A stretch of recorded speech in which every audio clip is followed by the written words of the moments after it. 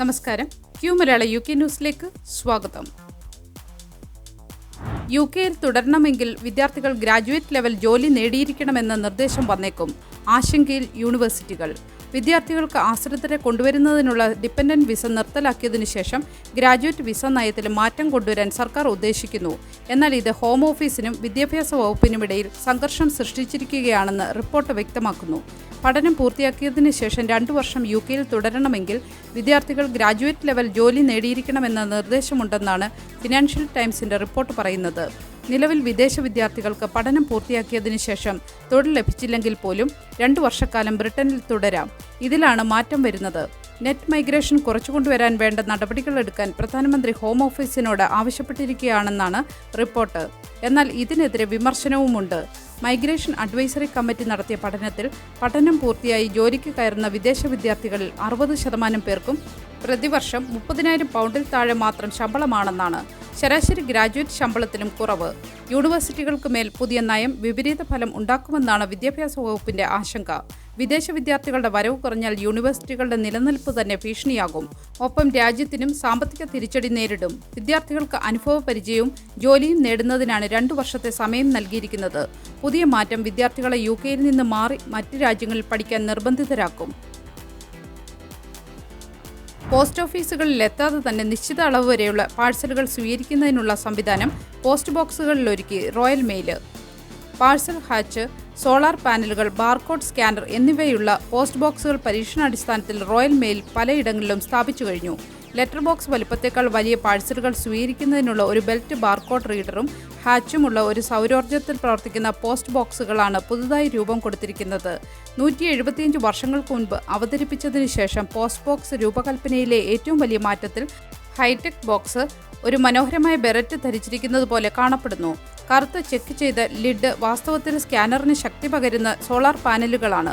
കത്തുകളുടെ അളവ് കുറയുന്നതിനാൽ പാഴ്സൽ വ്യാപാരം വഴി അധിക വരുമാനം കണ്ടെത്തുന്നതിനാണ് കമ്പനി പുതിയ മാർഗം പരീക്ഷിക്കുന്നത്. പോസ്റ്റ് ഓഫീസുകളിലെത്തി പാഴ്സലുകൾ നൽകുന്നതിന് പകരം ഉപഭോക്താക്കൾ വിൻറൈഡ് പോലുള്ള സൈറ്റുകൾ ഉപയോഗിക്കുന്നത് പതിവാണ്. ഇതിന് പരിഹാരമായിട്ടാണ് കമ്പനിയുടെ പുതിയ മാർഗം. ബാർകോഡ് ചെയ്ത് തപാലുള്ള പാക്കേജുകൾ നിക്ഷേപിക്കാൻ പോസ്റ്റ് ബോക്സുകൾ ഉപയോഗിക്കാം. ഉപഭോക്താക്കൾ അവരുടെ കോഡ് സ്കാൻ ചെയ്ത് കഴിഞ്ഞാൽ മുൻവശത്തെ ഡ്രോയർ തുറക്കുന്നു. തുടർന്ന് അവർക്ക് റോയൽ മെയിൽ ആപ്പ് ഉപയോഗിച്ച് പോസ്റ്റിംഗിന്റെ തെളിവ് അഭ്യർത്ഥിക്കാം.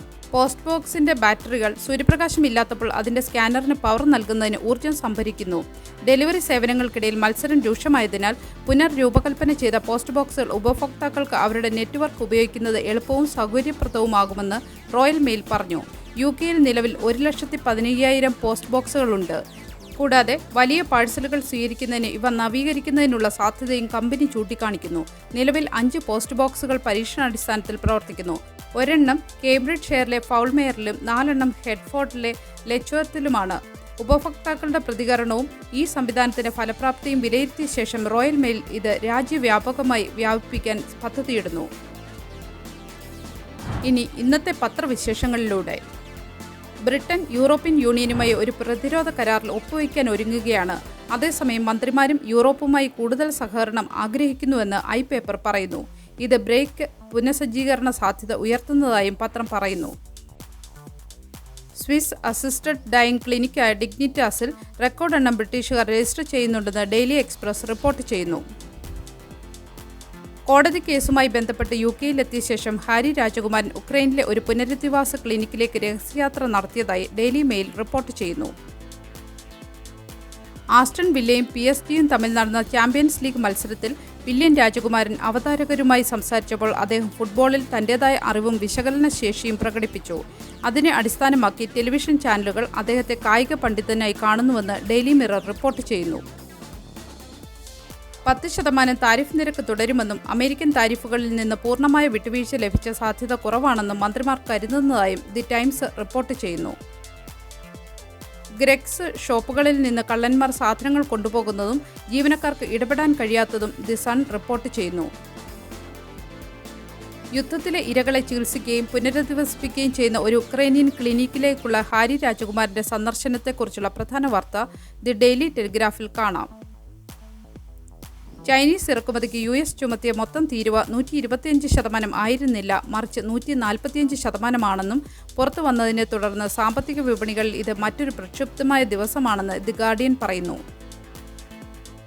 ട്രംപും എലോൺ മസ്കും ഒരേ ഷൂ ഫാക്ടറിയിൽ ഷൂകൾ അണിയുന്ന വീഡിയോ ഇപ്പോൾ ചൈനയിൽ നിന്നുള്ള AI നിർമ്മിത മിംസുകളിൽ ശ്രദ്ധേയമാണെന്നും ഈ വീഡിയോ ഒരു AI സൃഷ്ടിയാണെന്നും മെട്രോ റിപ്പോർട്ട് ചെയ്യുന്നു. ട്രംപുമായുള്ള ചർച്ചകൾ പരാജയപ്പെട്ടാൽ അമേരിക്കയിലെ ഏറ്റവും വലിയ ടെക് സ്ഥാപനങ്ങൾക്ക് നികുതി ചുമത്താൻ യൂറോപ്യൻ യൂണിയൻ തയ്യാറാണെന്ന് ഫിനാൻഷ്യൽ ടൈംസ് റിപ്പോർട്ട് ചെയ്യുന്നു. 1969 മുതൽ 1972 വരെ നടന്ന അപ്പോളോ ദൗത്യങ്ങൾക്കിടയിൽ ആസ്ട്രോനോട്ട് ചന്ദ്രന്റെ ഉപരിതലത്തിൽ മനുഷ്യ മലമൂത്രം അടങ്ങിയ 96 ബാഗുകൾ ഉപേക്ഷിച്ചു. ഇത് കേൾക്കുമ്പോൾ തമാശയായി തോന്നാമെങ്കിലും ഭാവിയിലെ ചന്ദ്ര ദൗത്യങ്ങൾക്കും താമസ കേന്ദ്രങ്ങൾക്കും വേണ്ട വേസ്റ്റ് മാനേജ്മെന്റ് പരിഹാരങ്ങൾ കണ്ടെത്താനായി നാസ ഇപ്പോഴും പഠനങ്ങൾ നടത്തിക്കൊണ്ടിരിക്കുകയാണെന്ന് ഡെയിലി സ്റ്റാർ റിപ്പോർട്ട് ചെയ്യുന്നു. ഇതെല്ലാമാണ് ഇന്നത്തെ പ്രധാന പത്രങ്ങളുടെ വിശേഷങ്ങൾ. ഇനി മറ്റു വാർത്തയിലേക്ക് നോക്കാം. ഇംഗ്ലണ്ടിലെ കെന്റ് അയ്യപ്പ ടെമ്പിളും കെന്റ് ഹിന്ദു സമാജവും സംയുക്തമായി വിഷു ആഘോഷങ്ങളും അയ്യപ്പ പൂജയും സംഘടിപ്പിക്കുന്നു. ഈ വരുന്ന ഏപ്രിൽ 14 തീയതി തിങ്കളാഴ്ച രാവിലെ 10 മണി മുതൽ 3 മണി വരെ വിഷു ആഘോഷങ്ങളും വൈകുന്നേരം 5 മണി മുതൽ 7 മണി വരെ അയ്യപ്പ പൂജയുമാണ് ചടങ്ങുകൾ. അന്നേ ദിവസം വിഷുക്കണി, വിഷു കൈനീട്ടം, വിഷു സദ്യ, അയ്യപ്പ പൂജ എന്നിവ ഉണ്ടായിരിക്കുന്നതാണ്. ലണ്ടനിൽ പാർക്കിംഗ് ചാർജുകൾ കുത്തനെ ഉയരുന്നതായി റിപ്പോർട്ടുകൾ. ഇംഗ്ലണ്ടിലുടനീളമുള്ള മിക്ക കൗൺസിലുകളും പെട്രോൾ, ഡീസൽ വാഹനങ്ങൾക്ക് പാർക്കിംഗ് സർചാർജ് ചുമത്തുന്നതിനാൽ കാറുകൾ പാർക്ക് ചെയ്യുന്നതിന് വരുന്ന അധിക ചാർജ് ഡ്രൈവർമാരെ വലയ്ക്കുന്നു. മലിനീകരണം ഉണ്ടാക്കുന്ന വാഹനങ്ങൾ തടയുന്നതിനായി 1/5 കൗൺസിലുകൾ പാർക്കിംഗ് താരിഫുകളിലും റെസിഡന്റ് പാർക്കിംഗ് പെർമിറ്റുകളിലും ക്ലീൻ എയർ ലെവികൾ നടപ്പിലാക്കുന്നതാണ് ഇതിന് കാരണം. East Sussex, Bath, North East Somerset തുടങ്ങിയ കൗൺസിലുകളാണ് ഈ സംവിധാനം അവതരിപ്പിച്ചവയിൽ ഏറ്റവും പുതിയത്. അതേസമയം ലണ്ടൻ ബറോകളിൽ 2/3 ഭാഗവും ഇപ്പോൾ ഇന്ധന തരം അനുസരിച്ച് വാഹനങ്ങൾക്ക് നിരക്ക് ഈടാക്കുന്നു. പഴയ വാഹനങ്ങൾക്ക് ചില നഗരങ്ങൾ ചുമത്തുന്ന ലോ എമിഷൻ സോൺ പിഴകൾക്ക് പുറമെയാണ് ലെവികൾ. അതേസമയം ക്ലീൻ എയർ സോണുകളിൽ നിന്ന് വ്യത്യസ്തമായി താരിഫിന്റെ വില 3 ഇരട്ടിയാക്കാൻ കഴിയുന്ന പാർക്കിംഗ് സർചാർജുകൾ സ്ട്രീറ്റ് ബോർഡുകളിലും പാർക്കിംഗ് നോട്ടീസുകളിലും രേഖപ്പെടുത്തുന്നില്ല എന്നത് കൂടാതെ ഒരു പാർക്കിംഗ് ആപ്പിൽ പണമടയ്ക്കാൻ വരുന്നതുവരെ പല വാഹനങ്ങളും ഓടിക്കുന്നവരും അതിനെക്കുറിച്ച് അറിയുന്നില്ല എന്നതും ഡ്രൈവർമാരിൽ ആശങ്ക സൃഷ്ടിക്കുന്നു. പല മോട്ടോർ ഓർഗനൈസേഷനുകളും ഇതിനെ വിമർശിക്കുന്നുണ്ട്. ചില കൗൺസിലുകൾ ഡീസൽ വാഹനങ്ങൾക്ക് മാത്രമേ സർചാർജ് ചുമത്തുന്നുള്ളൂ. മറ്റു ചിലത് EUയുടെ യൂറോ 6 മാനദണ്ഡങ്ങൾ പാലിക്കുന്ന വാഹനങ്ങളെ ഒഴിവാക്കുന്നു. അധിക ചാർജ് നൽകുന്ന പ്രദേശങ്ങളിലെ താമസക്കാരും ജീവനക്കാരും പറയുന്നത് ചില ബറോകൾ പാർക്കിംഗ് പെർമിറ്റിന് മറ്റുള്ളവയേക്കാൾ 10 മടങ്ങ് വരെ കൂടുതൽ ഈടാക്കുന്നുവെന്നാണ്.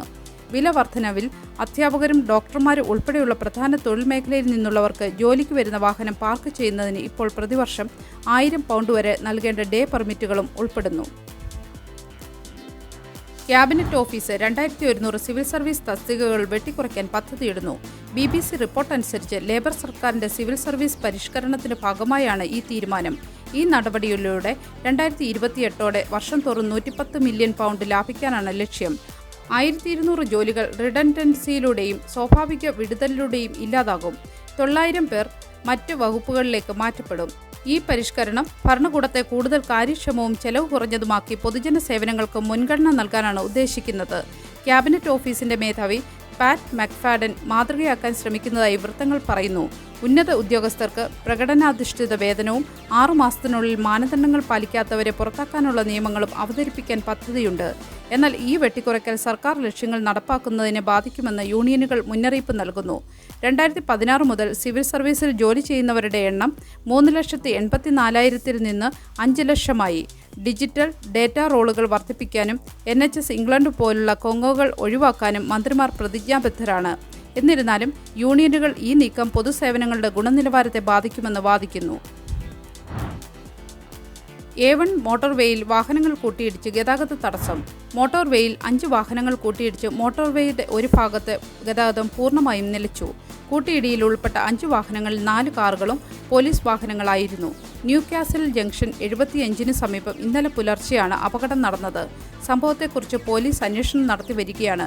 ഇത്രയും പോലീസ് വാഹനങ്ങൾ ഒരേ സമയം ഒരു അപകടത്തിൽ ഉൾപ്പെടാനുള്ള കാരണത്തെക്കുറിച്ചുള്ള കൂടുതൽ വിവരങ്ങൾ ഉടൻ പുറത്തുവരുമെന്ന് കരുതുന്നു.